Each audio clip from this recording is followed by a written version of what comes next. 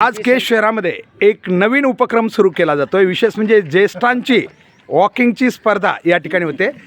बऱ्याच वेळी केज शहरामध्ये अनेक नागरिक सकाळी आणि सायंकाळी दोन्ही वेळा वॉकिंगला जातात, फिरायला जातात आणि मग त्यांच्यामध्ये थोडासा उत्साह संचारावा या उद्देशानं या ठिकाणी ह्या स्पर्धेचं ज्येष्ठांच्या स्पर्धेचं आयोजन करण्यात आलेलं आहे, ज्यामध्ये 2 ग्रुप राहणार आहेत. एक 55 ते 60 आणि दुसरा 60च्या पुढं असणारे नागरिक त्यामध्ये आता भाग घेणार आहेत. आपण आत्ता आहोत वसंत महाविद्यालयाच्या परिसरामध्ये. या प्रांगणावरच ही स्पर्धा होणार आहे.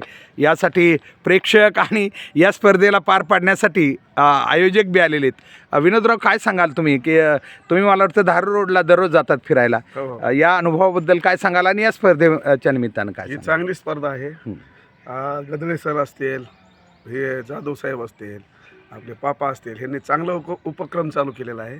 तरी सर्व नागरिकांनी ज्येष्ठांनी सर्व असा उपक्रम केजमध्ये राबवून नवीन संकल्पना केली पाहिजे. या ठिकाणी जी बी गदळे आहेत, ज्येष्ठ नागरिक संघ नुकताच स्थापन झाला केजमध्ये आणि त्याचे ते सचिव बी आहेत. सर, काय सांगाल, ही स्पर्धा मला वाटतं ही आयोजन कोणत्या स्तरावर केलं गेलं? केजमध्ये परवाच्या 23 तारखेला ज्येष्ठ नागरिक संघाची स्थापना झाली आणि पहिलाच उपक्रम केजमध्ये सुरू करावा असं सर्वांमध्ये ठरलं गेलं आणि आज त्याची सुरुवात होत आहे. सुदैवाने आपल्या या स्पर्धेला चांगला प्रतिसाद मिळत आहे.